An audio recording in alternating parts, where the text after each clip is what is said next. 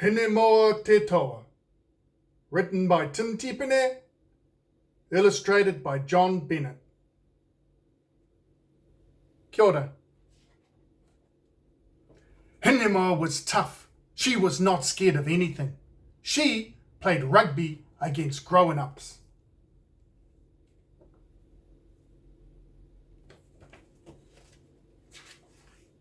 Hinemoa was not afraid of the dark.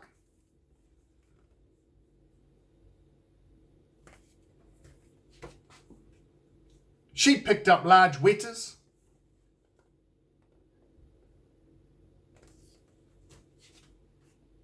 Hinemoa would scoff at the other children. "I am a warrior," she'd say. "Hinemoa Te Toa," just like my ancestors.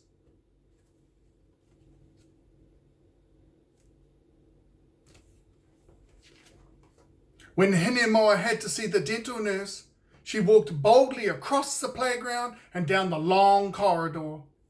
Hinemoa was no fool. She kept her cool. She pouted her lips, placed her hands on her hips, and gave an evil eye.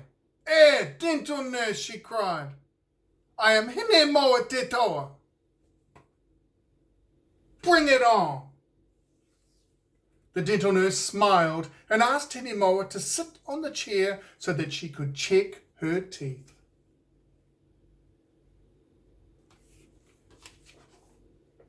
When Hinemoa's brother thought there was a ghost in his bedroom, Hinemoa was there to help. Hinemoa was no fool. She kept her cool. She pouted her lips, placed her hands on her hips, and gave an evil eye. Kia hua," she cried. "I am Hinemoa Te Toa. Bring it on." Hinemoa's brother laughed and laughed.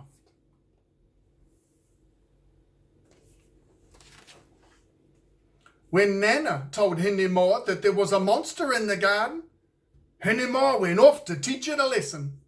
Hinemoa was no fool. She kept her cool. She pouted her lips, placed her hands on her hips, and gave an evil eye.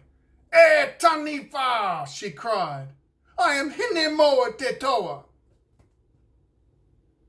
Bring it on."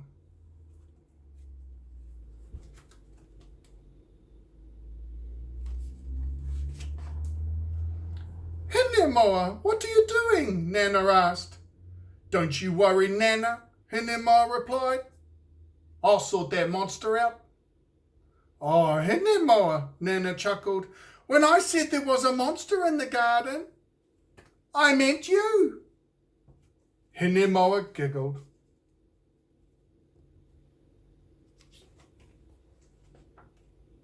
When swimming lessons started at school, Hinemoa went to the changing rooms and put on her togs like all the other children. But Hinemoa didn't get into the pool.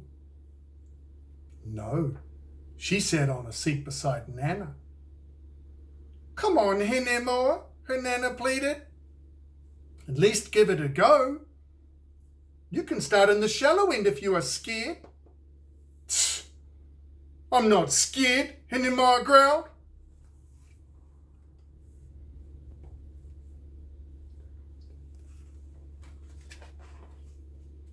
She looked at the water. Hinemoa was no fool.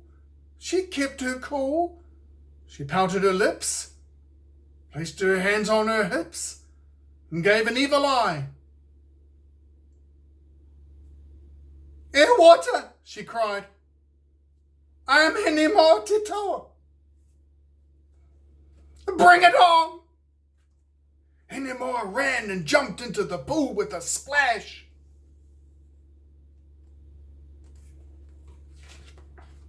Hinemoa dropped right to the bottom.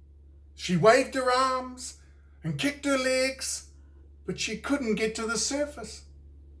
Some of the other children had to dive in and rescue her. When Hinemoa was safely out of the water, Nana wrapped a towel around her. Hinemoa was so angry, she cried.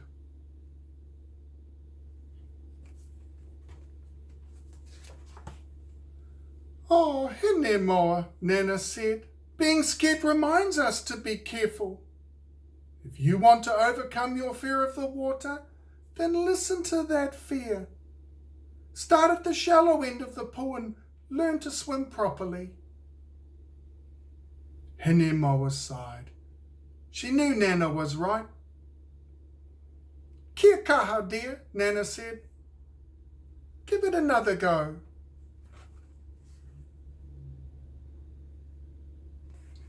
Nervously, Hinemoa climbed down the ladder into the shallow end of the pool.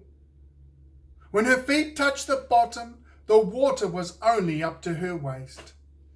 Hinemoa smiled. She wasn't scared now. She joined the other children and started to learn how to swim. Hinemoa's teacher was very happy. So was Nana.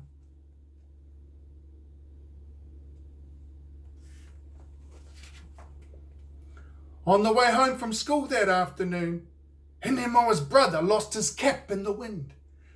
The cap sailed up in the air and landed high in a tree. Oh, wait, Nana said. How are we going to get that down?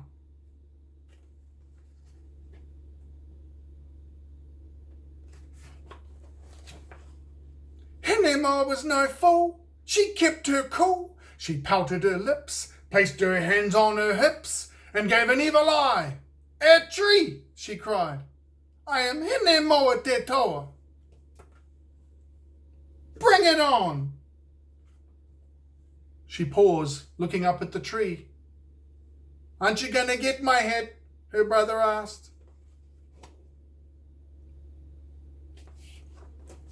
Oh, I think I'll get Dad to give me a hand, Hinemoa said, smiling at Nana. What a wise warrior you are, Hinemoa, said Nana.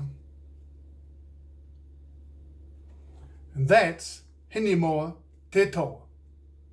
Kia ora.